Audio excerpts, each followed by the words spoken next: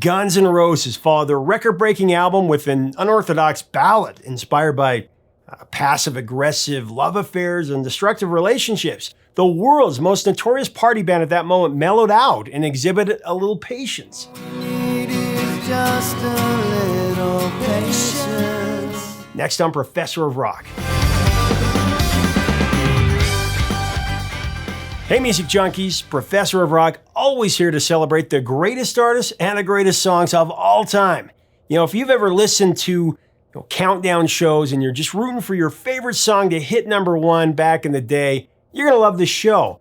Subscribe below right now because here you get the inside stories of the great songs many times straight from the artists themselves. And then make sure that when you do hit the sub button to hit the bell so that you never miss out. We do it daily. And if you want to help us out to curate more interviews and content in the history, think about supporting our mission on Patreon, where we reward you with exclusives for that. Now it's time for another edition of Number One in Our Hearts, where, of course, we discuss a song that's so great, so timeless, that it deserved to be number one on the Billboard Hot 100 then and now. Now we break down the song and its place in history and its context since then. Speaking of a tender ballad and Guns N' Roses in the same sentence, it's kind of an oxymoron, just as the name of the band is. The idea that the world's most notorious thrash band could craft a sensitive, kind-hearted song about being tolerant and understanding seemed kind of ridiculous, especially after a song like Rocket Queen. Or Welcome to the Jungle. Welcome to the jungle. We got fun and games. But in 1988, released in 89, GNR created such a song entitled Patience, following the gargantuan success of their debut album Appetite for Destruction. GNR began working on Lies, the band's sophomore album. That stacked up kind of more like an EP, featuring 4 previously released songs and 4 acoustic-styled numbers, led by Patience. Just a little patience. I have to say that, I was a kid at 12, going on 13 years of age. I love Guns N' Roses, but they also scared the heck out of me. It was just like watching a perfect horror movie. I mean, you're completely terrified, but you're also absolutely enthralled. At their peak and even after, GNR was one of those unique bands that kept you on the edge of your seat. They kept you guessing. Well, GNR Lies scared me when it came out. I mean, the album cover is ultra thrilling with the headlines and also included songs like You're Crazy. You're crazy. Oh my. And of course, I Used to Love Her, the murder ballad that says, I used to love her, but I had to kill her, which on the surface seems to be about a guy who kills his girlfriend, even though members have said that the song is about Axl's dog. But still, it's not music for the faint of heart, really.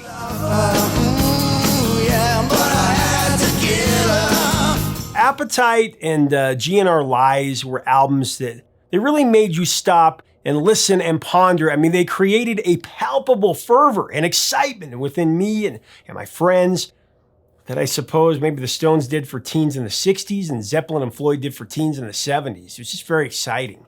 The entire band was credited as contributors to the making of Patience, with the lyrics primarily written by rhythm guitarist and backing vocalist Izzy Stradlin. Izzy used his troubled relationship with his then-girlfriend Angela Nicoletti as the muse behind Patience. Angela and Izzy were together in 1986 and 87, and like all the other relationships in the band, their romance was full of drug-induced volatility. It would be impossible for any relationship to last during that period of Guns N' Roses' death wish debauchery. Although there were a couple, for only a few years, it was an intense relationship. You Could Be Mine from GNR's Use Your Illusion 1 album was another tune that Izzy wrote about Angela after they broke up.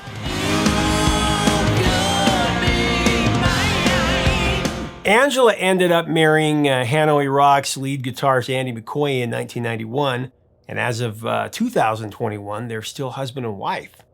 Izzy began scrolling Patience when he met Angela during the first pre-production session for Appetite for Destruction.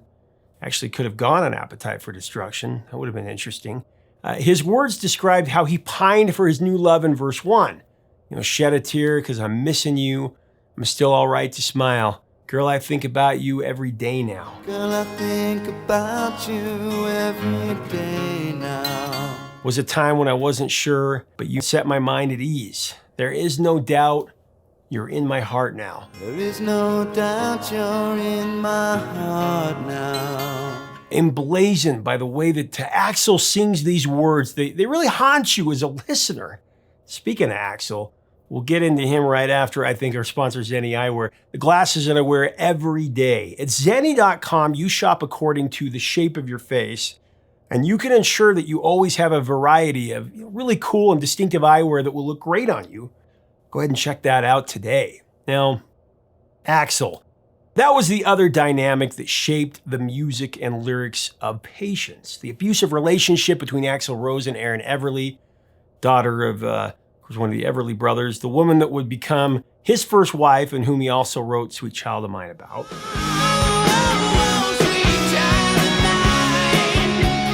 The moral to the ballad is simple and sweet. All we need is a little patience. But in order to deal with Axl's legendary mood swings and explosive outbursts, you needed more than a little patience. You needed full body armor, possibly an electric force field.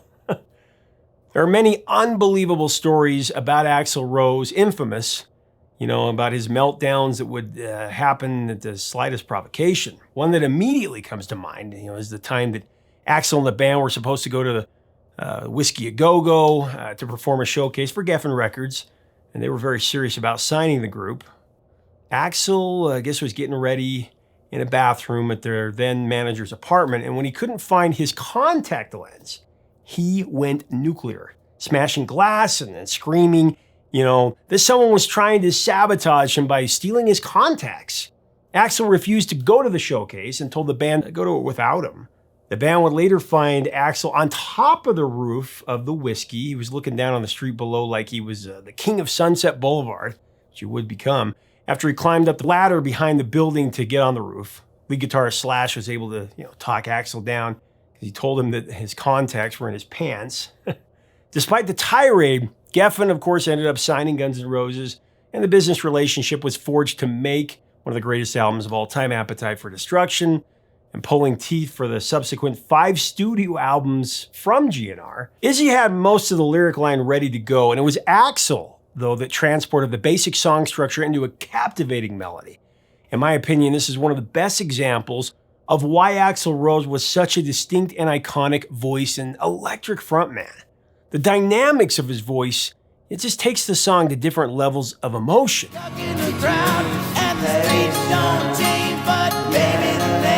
He's thoughtful and subtle and builds on his heartache throughout the song until the end where he's exasperated. And he lets it all hang out with a final, desperate plea.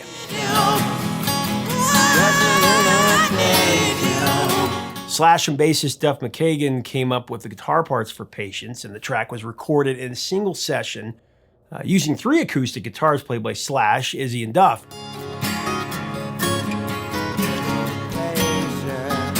It was Axl that had the brilliant idea of a whistling intro for Patience, which that was kind of a bold move, but very much in character with Axl's propensity to go against the status quo.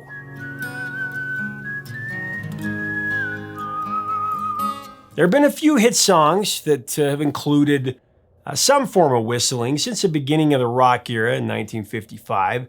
2 of the earliest whistlers that broke the Billboard Top 40. If you remember Guy Mitchell's rendition of Singin' the Blues, that went to #1 in the UK and the US. That was in '56. You got me singing the blues.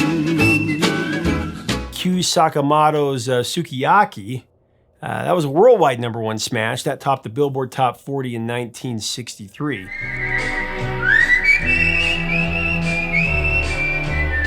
Billy Joel did it with the title track of his diamond-selling album, The Stranger.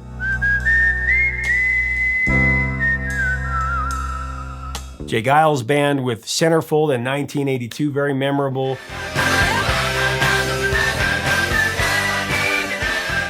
And then the Bangles did it with the #1 smash Walk Like an Egyptian just a few years before that.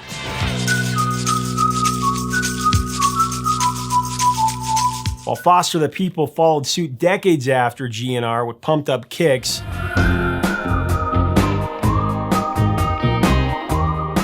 Patience and Pumped Up Kicks are my favorites as far as whistling go. Just adds a truly haunting layer to these songs. They're already great.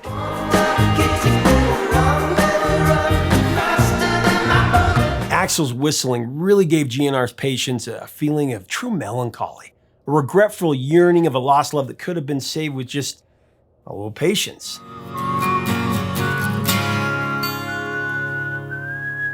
And if you think about it, the whistling intro and Patience influenced many other rock acts at the time that led to scaled-down intimate live performances that, of course, MTV took advantage of for their popular Unplugged series. Going into more detail on Axl's aforementioned vocal, he sings the verses in Patience in a lower register, a talent that I always felt was severely underutilized by GNR, and Axl himself, really. I mean, we all know Axl had that animalistic range, but he had a unique versatility that was infrequently showcased, I feel.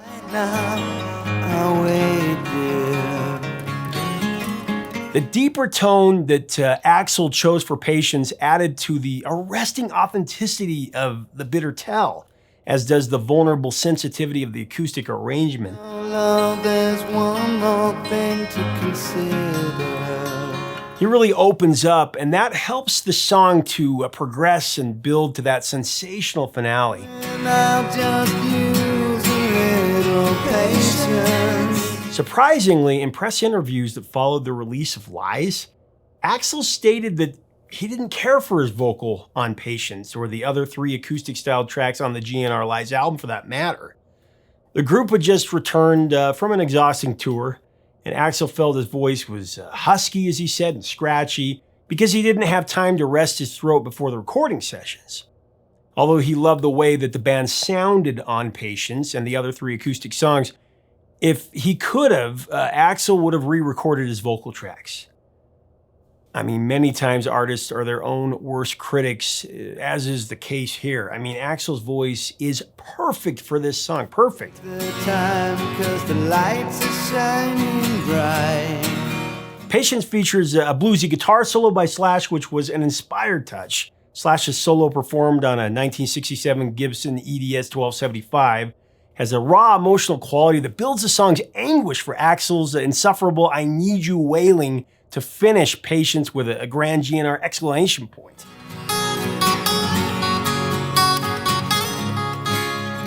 Patience was the only single issued from Lies, originally titled Lies, the Sex, the Drugs, the Violence, the Shocking Truth, but Geffen insisted that the title was too long. Can't imagine why.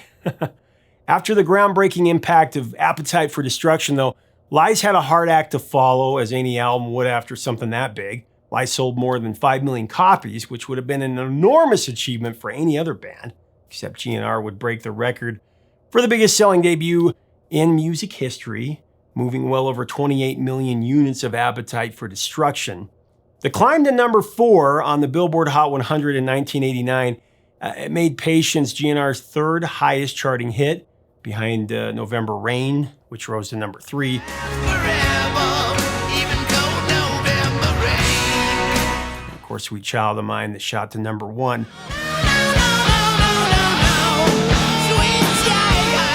Now, the week that Patience peaked on the Hot 100, the 3 songs ahead of it were Wind Beneath My Wings from the movie Beaches by Bette Midler,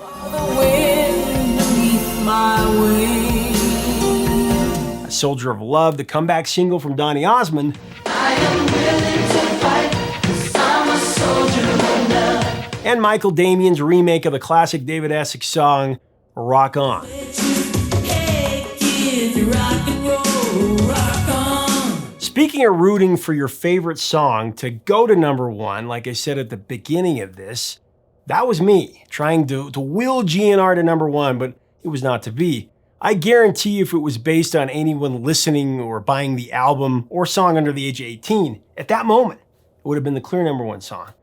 I mean, I must have called our local radio station Z103 1,000 times in the waning school days of 1989 to request it. End of May 1989 to be exact, actually. I had a crush on a certain blue-eyed blonde at that time who loved the song as well.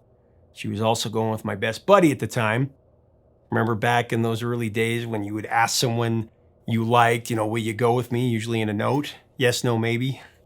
My dad would always tease me and say, "Where are you going? Where exactly are you going?" You probably caught that same flack. Anyway, I tied up our phone line back. In those days, we didn't have cell phones or even texting, of course.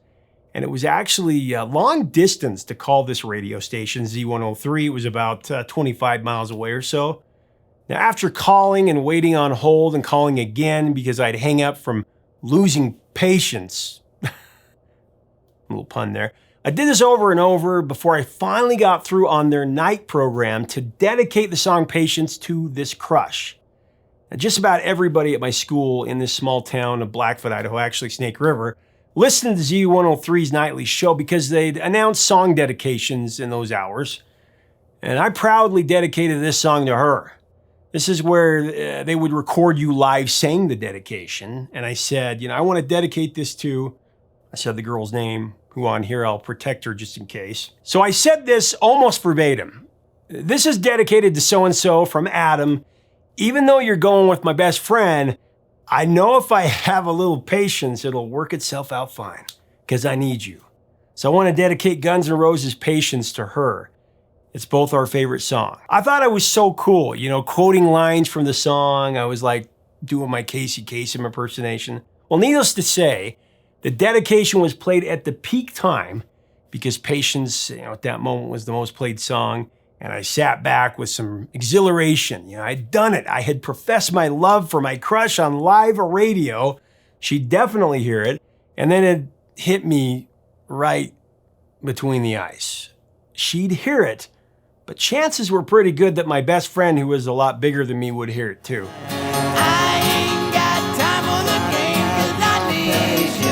The next day, as soon as my bus pulled up to the school and I got out and was kind of walking in, there was a girl in my dreams, with her neon scrunchie, acid wash jeans, jelly bracelets. She was smiling, and I swear to this day I could still smell the sweetness of her exclamation perfume. The dream sequence seemed like a Winnie and a Kevin moment from the Wonder Years. Hi. And that came to a screeching halt when I noticed that right next to her with his arm around her was my buddy with his wannabe heavy metal mullet, his TNC Surf Design shirt, and a look of complete rage splattered across his face. He walked right up to me and he punched me square in the stomach, knocking the wind right out of me. And he pushed me down, saying something like, "Stay away from my girl, man, or the next dedication will be when I dedicate your final resting place." That's pretty much exactly what he said. It was simple, concise, and the stuff of 80s cheese, but it was more than enough to shut me down. Not only was I uninvited to the end of the school year boy-girl party that took place at his house a few weeks later, I got into big trouble with my parents when they got the phone bill and there were like 37 calls to the radio station Z103, the things we do for love.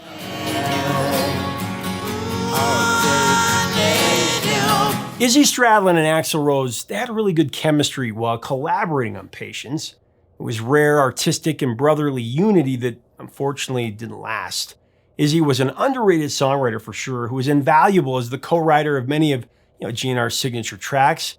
Sweet Child of Mine, Don't Cry, Mr. Brownstone.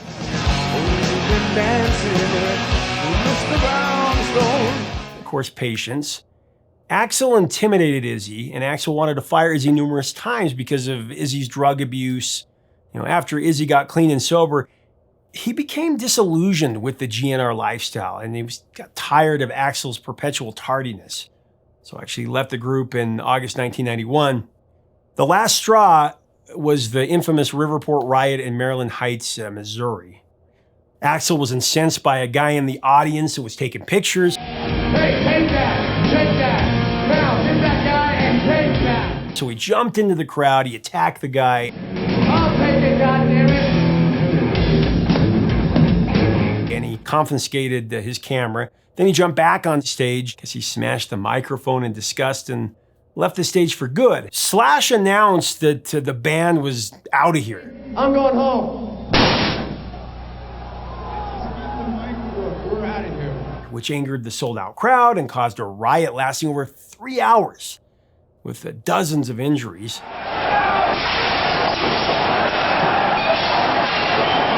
The ordeal reminded Izzy of another unfortunate incident during a GNR concert at the Donington Festival in 1988, where 2 fans were trampled to death. For Izzy, the Riverport Riot marked the time to follow his gut and just move on. Patience was not a virtue for GNR's erratic frontman, and it certainly has never been a trait that is synonymous with the urgency of rock and roll, especially dangerous Guns N' Roses rock and roll. Just a little patience. Leave us a comment about this classic song from 1989. What is your take on the band and the song? Share your memories of it with us. Let's swap some stories about Guns N' Roses in that first few years, 87, 88, 89, classic. Do that in the comments. If you like our content, we do invite you to subscribe below right now to be a permanent part of our music community. And we do invite you to come over to our Patreon community to get even more content, to become a producer where we feature your name in our video releases. Help us keep this music alive. It's so important. Until next time, 3 chords and the truth, my friends.